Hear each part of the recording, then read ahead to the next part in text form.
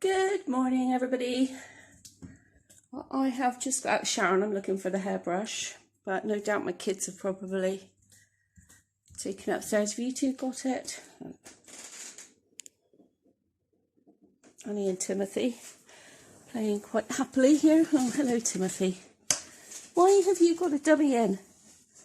Look at him. He's got a dummy in this morning. I don't really know what all that's about. Hey, why have you got a dummy in?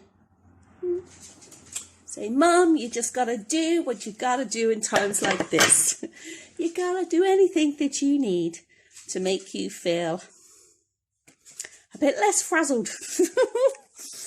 So, as a lot of you know, I'm here in the UK. And yep, we have been put in lockdown, as they call it. But, you know, this is my life anyway. It's not much different to most of us with a chronic illness. This is not much different than our normal lives. It just feels different, though. It feels very strange. So I've literally, it's Wednesday. I don't know if I said that at the start. I've got up, I've had a shower. The sun is shining. So we will be able to get outside. Luckily for me, I live in the country.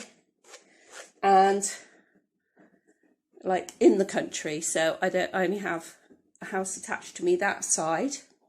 We have fields all around us, so it's nowhere near as bad for us here as it is for people in the cities and things. And I do really feel for you. My daughter, oh, I need to put that back where I found it. My eldest daughter is just finishing her nursing training and is now been put on standby because everyone's exams here in the UK, their end of schooling exams and their end of degree exams, anything like that, have all been cancelled. So her last nursing exam has been cancelled. So they're trying to work out a way of getting all of these potential nurses into the field because things are hotting up. They are changing a big market and trade centre in London into a 4,000 bed hospital. So my husband and his staff are working 24 hours a day, not 24 hours a day, in 12-hour rotations, but there is somebody working. His business is open 24 hours a day. So today I have to go out and try and find them food. They are classed as it is classed essential. I mean, he builds generators and he builds switchgear panels, so like big electrical switch panels that make sure all the generators and electric in hospitals and prisons and big places and small places work. So they've got this fast track job on for this hospital, for this centre in London that is being changed into a hospital. And yeah, I still got my skanky teeth in. So today I have to go out and try and find them food because they're working 12-hour shifts. So the shops are all opening later and shutting earlier. So the food is, so the shops stop. So the shops can have time to restock, and the staff in the shops can rotate and not be at work so much. Let's look at the state of my eyebrows. So obviously all the hairdressers and everything like that here has shut. Everything that's non-essential has to close. And I know people are like, there are things that are still open, like construction. But we have to get through this as a country. We have to get through this from an economy point of view. I know we're all talking about health, but the health will decline even more if things don't run smoothly as well. So construction still is going on, but other non-essential things like the hairdressers, craft shops, clothing shops, all those sort of things are all having to shut. Anyway, so my mission today is to go to the post office. I have to post out some stuff for my husband, and go and find some food. Because also the other thing with the food is we're being limited to what we can take. So it's usually two items, unless you have a letterhead saying that you can take more. But then it depends, you know, if your work is essential, you can have a letter saying that your work is essential. So I'm going to go out and do that today, and then I'm going to sit in the garden because it is a beautiful day and the kids here are playing. It is sunny, and in the sun it's lovely and warm.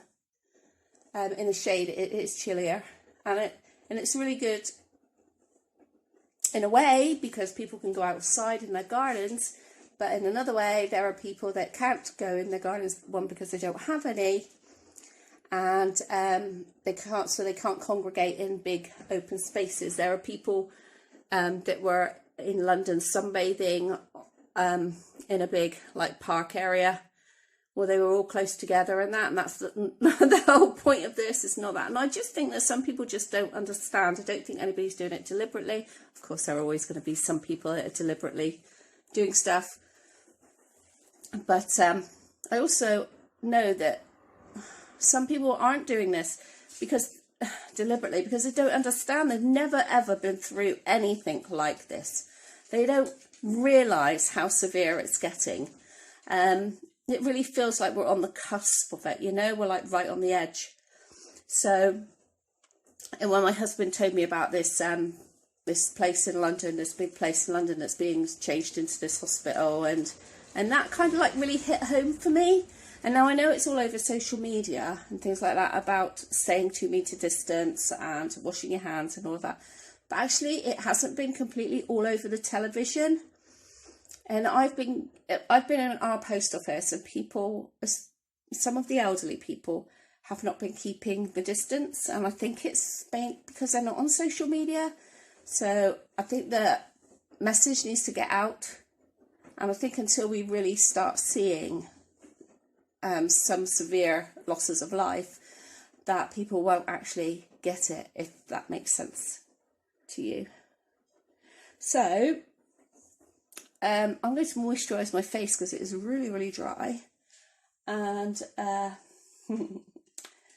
and get on out the door.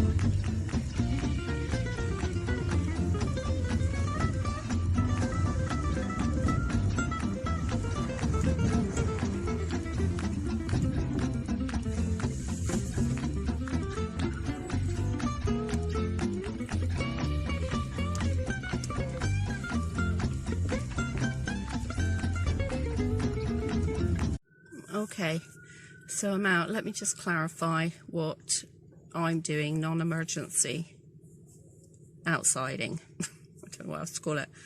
I'm shopping for our staff who are working 24/7 to get these switch gears for this change of use to a hospital for this building in London, in the city. I live like right out. I live like 3 miles away from 3 miles. I live like 3 hours drive away from London. I live right out in the country.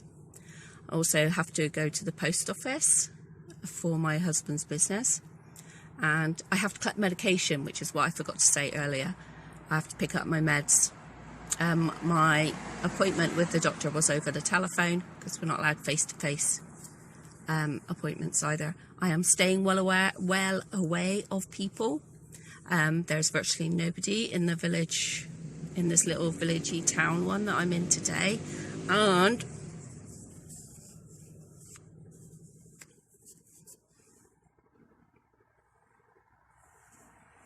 I feel like a bank robber, especially when I go into the post office. Anyway, Timothy, yeah, I just on the sofa, Timothy, with your shoes. I mean, come on, boy, come on, hey. But yeah, so he's still got this dummy in, And Annabelle's looking at him like, what? What are you doing with that dummy in? You don't normally have a dummy in. And they're sitting on the sofa, playing nicely. And that's all I can ask for. Well, I am going to have a lie down now. I did that, then I came home, I played in the garden with Millie, and I took Timothy out. There goes a tractor. Farmers still have to keep going, don't they? I took Timothy out. I got some really good shots of Timothy.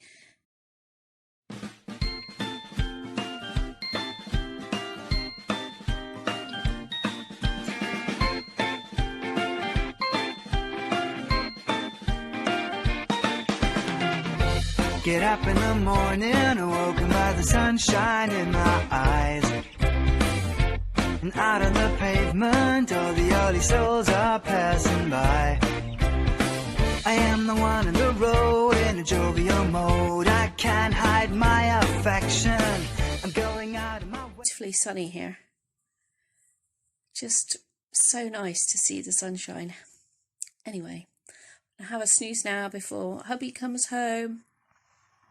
And I get tea for us.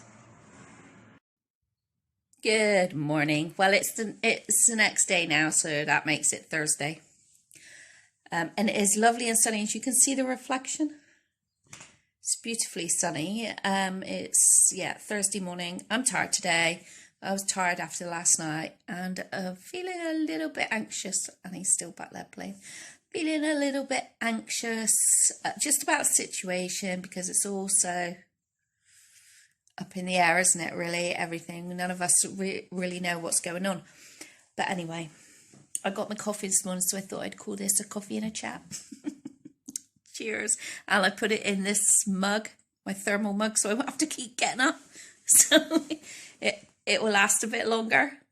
I know, all these tricks I do when you have a chronic illness.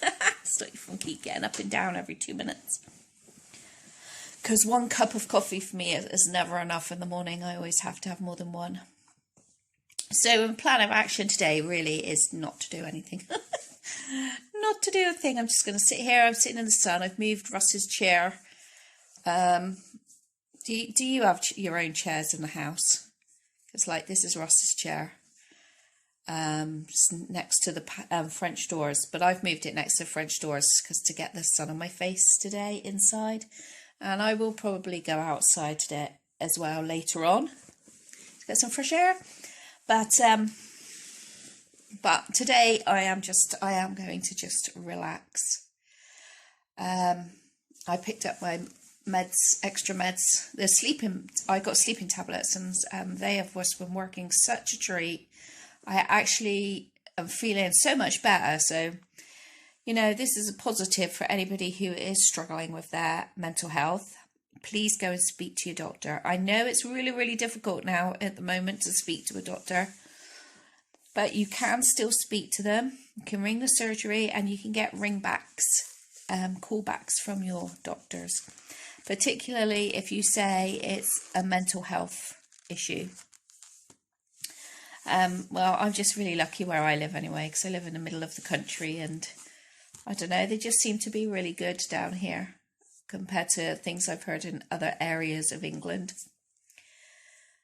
Millie's here lying down with me, enjoying the sun. We're sunbathing, aren't we, Millie? Because that sun it was -2 outside last night. We had a really hard frost, but I think now it is 12 degrees. It's just lovely.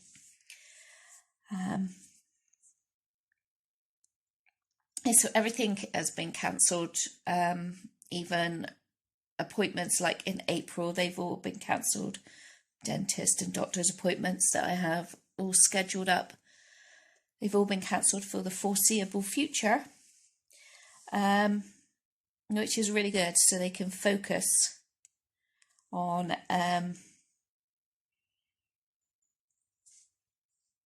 just getting enough support for the NHS. Because that's what we need. We're really lucky in England to have a National Health Service. We are so lucky, but we need to really support it at this time because they're soon going to be overwhelmed. my daughter, I think I told you my eldest daughter is just in her last year of training. In fact, she's qualified in 6 weeks' time. Her exams have all been cancelled, so she's messaged me this morning to say that she's got all the third years have got they're going to be offered a position as a higher level health assistant. So not a nurse, because they can't qualify as a nurse because they haven't finished their exams. So they're going to have a 6-month contract. If they want, they don't have to take it. A 6-month contract as this higher level healthcare assistant, and obviously get paid for it. And then they can finish their training afterwards, which is all it is. It's going to be an exam. So, and plus, and it'll look good on the CVs as well. They won't go anywhere where there is COVID-19. They won't be dealing with anything that is COVID-19 because they won't be trained. So that frees up a lot more of our NHS nurses and doctors. It frees them up to be able to have more training on the intensive care units and stuff like that, which is what people will be needing, because we're right on the right on the edge now of people of having it, and more people, have passed it unknowingly on, because obviously we didn't know about how severe it was for a while. So please add my daughter's name to your prayers, that the Lord puts her where she's needed. We are believers. Her name is Rebecca Jeffrey, and I'm just praying that the Lord will put her where he feels her skills are best, and somewhere that she can cope with herself. Like, he knows her, he knows what she needs. So I've told her she really does need to turn to him. Excuse me, just clearing my throat. That's all, just because I've had a drink. So there are no cases of it near me. No, not near me at all. There are some in my county, but I think they've all been treated and managed. So that's good. Yeah, so that's it really. There isn't anything else. Oh yeah, I didn't film yesterday while I was shopping, but we have so like in our pharmacy, it's just one in a lot of our shops, the smaller shops now, it's 1 in at a time or 2 in at a time, and you've got to stay 2 meters apart or 6 foot. Well, I'm 5'4", so it's about a person away from each other, and the it's all marked out with tape. So it's marked from the counter to where you can stand when you're at the counter in a lot of the smaller shops, marked with tape on the floor. And they're just starting to do it in some of the other shops now. They have also got people in the bigger shops, so like in the smaller supermarkets, but they're bigger than our little small shop, village shops. They have started to put tape on the floor, like crosses. And that's where, it really is for when people are queuing up to pay. That's seems to be the worst time, obviously, in the stores. So they started to do that today, and the police have now been sending out letters asking if you really need to be here. For instance, one of the things I didn't even think of is that it says only essential travel, right? So one of the things, but you're allowed to have your daily exercise.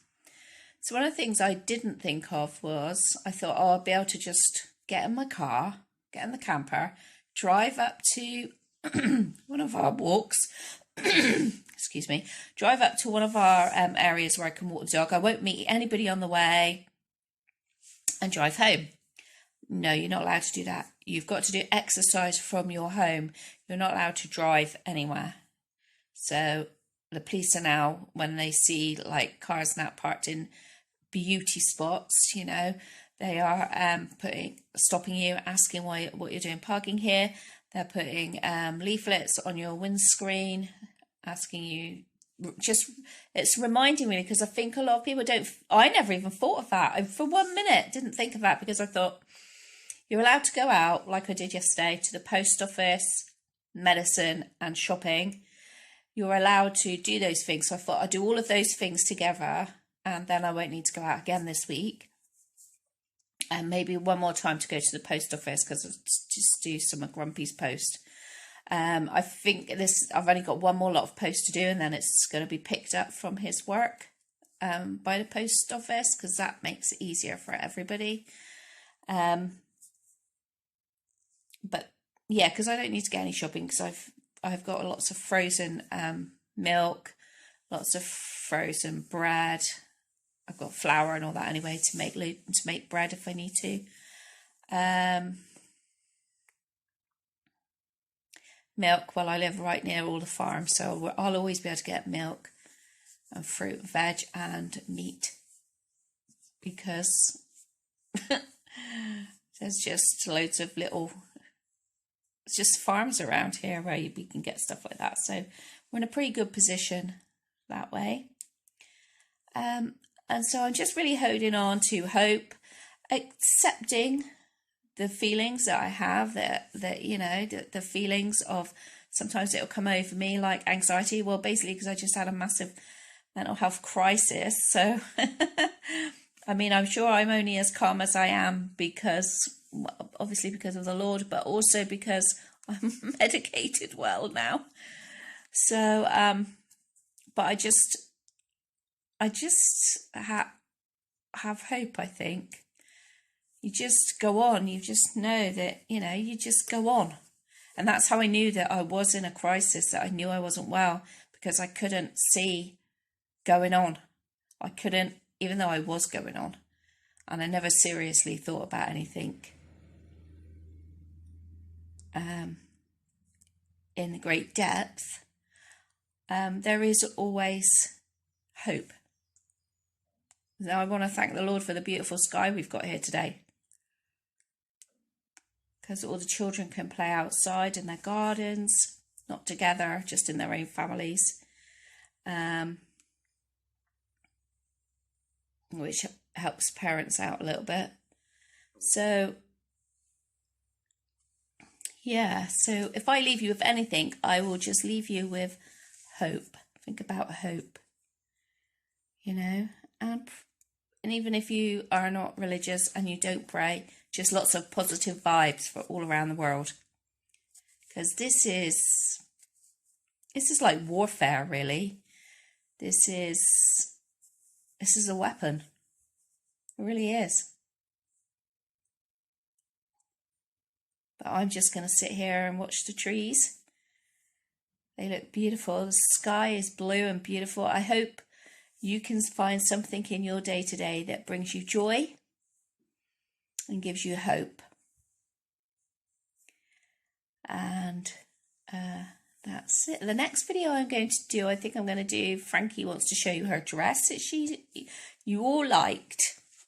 And the dress that I wasn't too sure about, which was sorry if you don't know what I'm on about. I did a haul for Frankie, showing you some new items on her day in the life, and so many people liked the dress that I wasn't too sure on, the one with the zebras all along the bottom. So I shall she's got it on, so tomorrow, not tomorrow, but in the next few days I shall do a video showing you her new dress and what activity she's been doing while she's off school. Wonder how long that'll last. Anyway, find joy in your day. Just find something joy in your day. And I'm thinking of you. I know that I'm thinking of you. And I'm so grateful and so thankful to have you here watching me. Take care. Bye, everybody. Bye.